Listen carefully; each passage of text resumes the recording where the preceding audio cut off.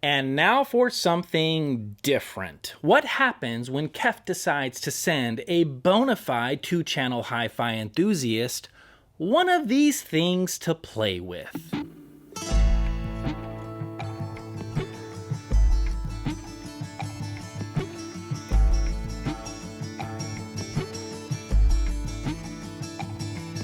Well, let me just say, around here we set the bar, see what I did there, really high. And KEF better have their big boy boots on if they're gonna impress a grumpy old audiophile like me. Welcome back to New Record Day. My name is Ron. If you consider yourself an audiophile or music enthusiast, welcome home. Make sure you hit the subscribe button and the bell notification so you know when the next video drops. Now, in today's video, we're going to take a look at the brand new XIO soundbar. Yeah, a soundbar from KEF. Give it a go for music in the shed, and of course, try it out for movies in the house. But before we get started, this will serve as your official ethics statement. KEF sent me this unit to review and also said I get to keep it. So, first things first. Thank you, KEF. That is very generous, and I do appreciate it. Second, to my audience, I am human. And the fact that this thing was given to me will certainly have some kind of impact on my bias, but with that being said, I'm going to do my best to be fair and be honest. And with that, let's crack open the box and see what this fancy pants new soundbar is really capable of doing. When I first pulled the XIO out of the box, it was immediately clear this wasn't your average plastic TV accessory. The aluminum top plate and splash-proof fabric give it a real sense of quality and presence. The XIO soundbar is nearly 48 inches wide and weighs in at just over 23 pounds, and I gotta say, it feels quite substantial in the hands. KEF includes a wall mount kit in the box, which I will definitely do after spending some time listening to this thing in the shed, which we're going to be talking about in a second. But if you prefer to set it on a shelf or a cabinet like I did throughout this review process in the house, the XIO will actually adapt its sound profile automatically depending on placement. That feature is part of something that KEF calls intelligent placement technology, and I thought that was pretty darn clever. On the back, you'll find HDMI eARC optical, an Ethernet jack, and an RCA subwoofer output. And if you want to go wireless, KEF's KW2RX adapter lets you pair any of their subwoofers without running cables. For control, you can use the top panel, the included remote, or the KEF Connect app. Now let me just pause for a moment and mention this. With devices like this, I think that apps can either make or break them. And as luck would have it, KEF made this app super easy to use and very intuitive. I found the app responsive and had zero issues firing up Qobuz, adjusting volume, changing inputs, or even double checking decoder information during playback. It even has a really cool calibration where the phone is listening to the soundbar. You can make some quick adjustments of how high it is up off the ground, how large your room is, and boom, you're ready to rock and roll. Alright, so before checking out what this soundbar was really designed for, I really wanted to put it through its musical paces in the SoundShed. I am an audiophile, I'm a 2-channel enthusiast, and I wanted to see what this thing could do with music only. And to be honest with you guys, I didn't expect much. Looking at this lonely bar sitting in the front of the shed, but as I fired up my audiophile playlist, I will start by saying, I don't think this soundbar, or any soundbar, can put the hurt on a dedicated 2-channel system, but in the same breath, KEF got a lot, and I mean a lot right with this thing. First, when I sat down to listen to this little bar sitting dead center in the shed, I didn't expect much in terms of two-channel separation. I thought everything was just going to sound like it's coming from a bar in front of me. As I fired up Bubbles from Yoshi Horikawa, I had a hard time believing what I was hearing. To my surprise, the ping pong balls were bouncing all around the shed as I normally hear them with a two-channel setup, and the soundstage capability of this single bar quickly dismantled any preconceived notions that this thing was going to just sound like a joke. It actually sounded immersive and very ambient, no doubt about that. Now, while listening to Bubbles, which has no vocal content, I had the bar sitting on the speaker stands as if it was sitting on a TV stand, and it got me thinking, is there a fidelity difference if the bar was sitting up as if it was mounted to the wall? Because the XIO automatically detects its orientation, all I needed to do was tilt it up facing towards me, and in a matter of seconds, we were off to the races. So, trying out Bubbles again, I immediately noticed more clarity and better imaging. Switching gears to Dominique Fils-Aimé, where there is smoke, this confirmed it, and it was the nail in the coffin for me. Without a doubt, I prefer the XIO bar in the wall-mounted configuration, which you can see like in the background here, when it comes to music playback. There's no doubt about it. And to me, the imaging and pinpoint accuracy is much more detailed and far more accurate and concise. Now, from a tone perspective, the XIO's top-end extension is well balanced. Mid-range offers a nice presence, and the vocal delivery sounds very neutral, clear, and concise.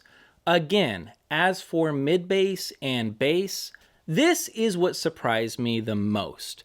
KEF mentions a frequency response as low as 34 Hertz, and I was chomping at the bit to point and laugh at them for such a ridiculous claim, but after listening to the bar, I gotta say, I'm convinced this soundbar is hitting very low bass, and it sounds very clean and very punchy. Remember folks, this soundbar packs a full 5.1.2 channel configuration with 6 of KEF's Uni-Q MX drivers, 2 additional full range drivers, and 4 P185 low frequency drivers, all powered by a total of 12 Class D amplifiers, which adds up to 820 watts of instantaneous output.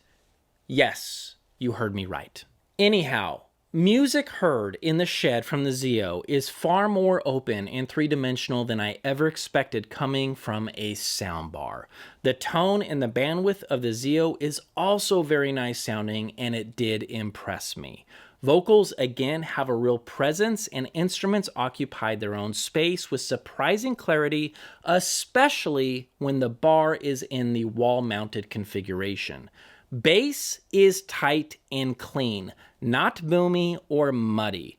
KEF's P-Flex and Vico technology seem to be doing their job. Vico, in particular, actively monitors and corrects distortion in real time, and the result is music playback that doesn't feel like a compromise. Last, for music enthusiasts, the XIO does indeed support high-resolution streaming. Over Wi-Fi, you can get up to 384 kilohertz at 24-bit, and HDMI offers up to 192 kilohertz.